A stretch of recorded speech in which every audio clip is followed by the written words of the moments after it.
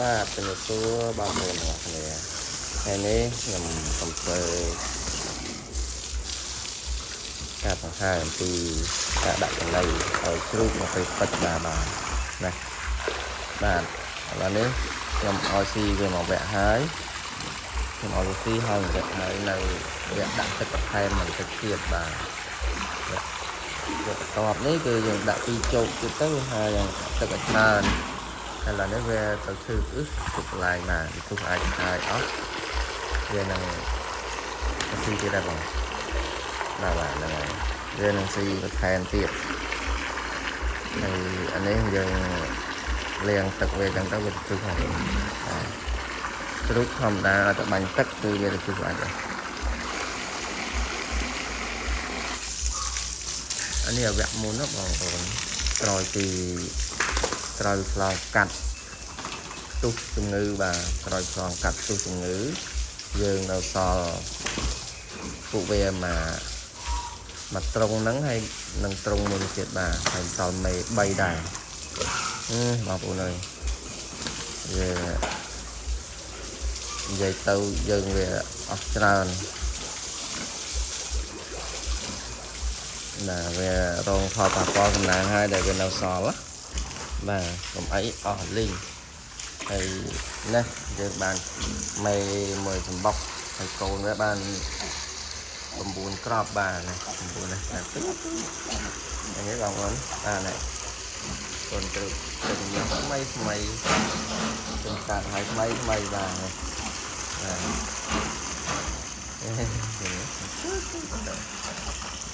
ើយនេះមេគេបាទមេគេកំពុងស៊ីបាទនេះបងប្អូនđây là con xí bạn con xí này mẹបាទឥឡូវយើងមកមើលត្រង់នេះម្ដងបាទនេះបន្ទាប់ពីឆ្លងកាត់វគ្គឆ្លងបាច់មកវានៅសល់ប៉ុណ្ណឹងបាទអត់តូចល្មមអីដែលវាឆ្លងផ្ទាល់ហ្មងអាហ្នឹងគឺខូចហើយចាឥឡូវនេះយើងនៅសល់ប៉ុណ្ណេះយើងរាប់ថាសំណាងដែរអ្នកខ្លះគ្នាអស់លីងពីត្រង់បាទហើយពួកខ្ញុំនោះជាយើងការពារមែនទែនបាទយើងការពាររហូតដល់បាននៅសល់ប៉ុណ្ណឹងបាទអស់ច្រើនដែរ4-5សម្បុកប៉ុណ្ណាកូនបងកូនទៅ4-5សម្បុកបាទកូនទៅកើតហើយ2សម្បុកខូច3សម្បុកមុនបំបែកមេក៏ខូចអស់ចឹងវាអស់ច្រើនដែរហ្នឹងហើយអស់ច្រើនជាសំដែរឥឡូវយកនៅសល់ប៉ុណ្ណេះវាឡើងគីឡូនេះអាចប៉ុននេះបានតែនៅវាស្ទើរគីឡូដល់ពេលឆ្លងជំងឺហ្នឹងគឺវានេះបងប្អូនគឺខ្ញុំអត់សូវហ៊ានឲ្យវាស៊ីទេយើងដាក់ស៊ីតិចបំផុតដល់ពេលឲ្យស៊ីតិចចឹងទៅវាហាងដូចថាវាប៉ុនដែរដូចថយចំណៃកាលណាយើងបន្ថយចំណៃទៅជាជ្រូកអត់សូវមានបញ្ហា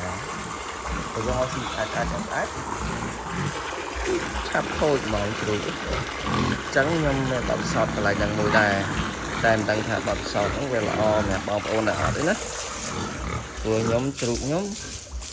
ពេលដែលវគ្គទុះជំងឺគឺខ្ញុំបន្ថយចំណៃវានៅសល់ 50% ឲ្យស៊ីតិចបំផុតអញ្ចឹងហើយបានវាក្របានធំបងប្អូនឃើញទេ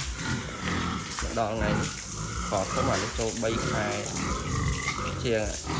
អញ្ចឹងវាក្របានធំអញ្ចឹងបើសិនជាមានបញ្ហាអញ្ចឹងមែនបងប្អូនត្រូវបន្ថយចំណីបន្តិចទៅណាថយចំណីកុំឲ្យវាស៊ីច្រើនពេកកាលណាវាស៊ីច្រើនវាហាងដូចថាមិនដឹងអាម៉េចតែរោគនឹងផងក្តៅបូកដៅខ្លាំងយ៉ាងទៅបានអញ្ចឹងចឹងដល់បន្ថយចំណៃវាអាចទុកបានបាទបន្ថយចំណៃទៅវាអាចទុកបានឥឡូវខ្ញុំដាក់ឲ្យស៊ីបន្ថែមបន្តិចទៀត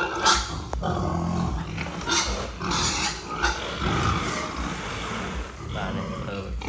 វាឡើងហើយបងប្អូនតាមដាក់ខកមករត់មក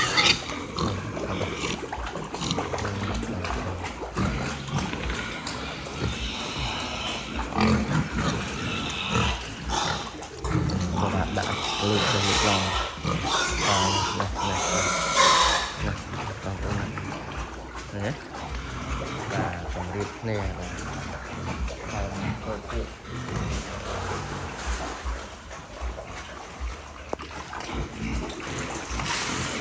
và phải là trộn tuyệt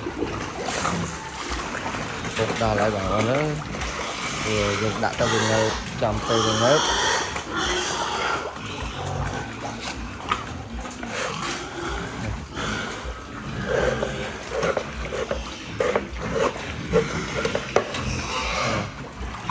nè bong ôn lại cho mà mọi chuyện đi bao chân này nhầm hai bị bao chân này ba những hộp này như hộp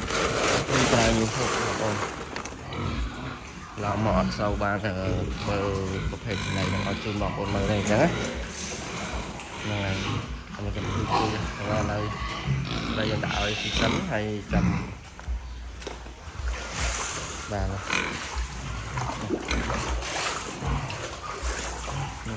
ចាំត្រង់មកអញ្ចឹងវាក់ចាក់បន្តិចស៊ីសិនបាទណានេះបាទនេះ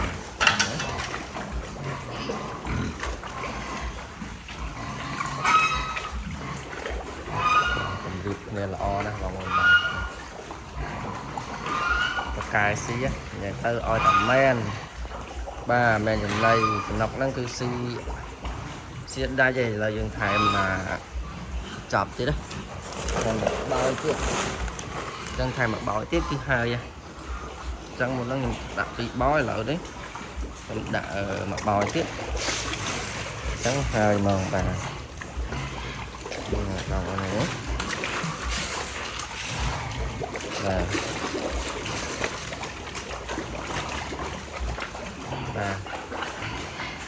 lâu giờ mày thao đây mình brief này nhé tinh là sạch làm nó đây về học sập lỗ này không không mình thấy nó chẳng là chậm ta là tháo nhon đấy sao tao cũng ngon không đúng bán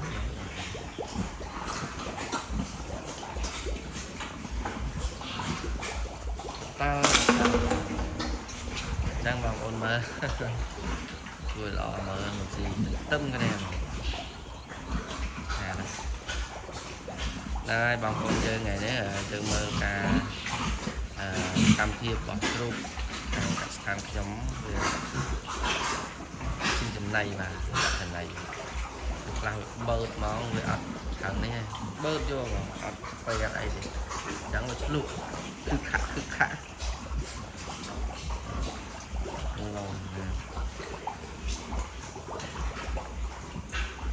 là nhưng mà mơ con chru con đòn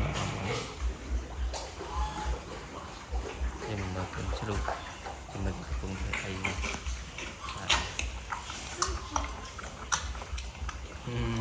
em chụp tốt mình chụp tôi bằng này nhé chụp không cái gì đó đấy 500 tầm mày hay mình được cô được chậm bà thầy lục cốn thầy lục sách đài đó các bạn nhé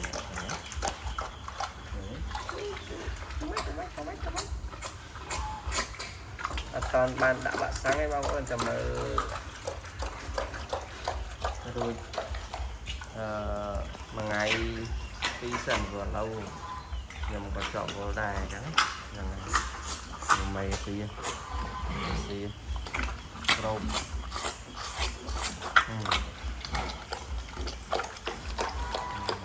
đi xôn lấy cái đi xôn vừa hết chắp lên luôn lên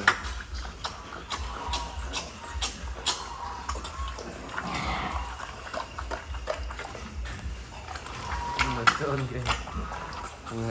rồi bằng ổn đấy này dân rủi ro là bằng ổn chẳng ជូនជាវីដេអូដល់បងប្អូនអ្នកចិញ្ចឹមជ្រូកទាំងអស់គ្នាក៏ដូចជាបងប្អូនដែលមានអំណងចង់ចិញ្ចឹមបានហ្នឹងហើយបងប្អូនធ្វើស្នូកអីបែបហ្នឹងណាបងប្អូនណាបាទនេះខ្ញុំថត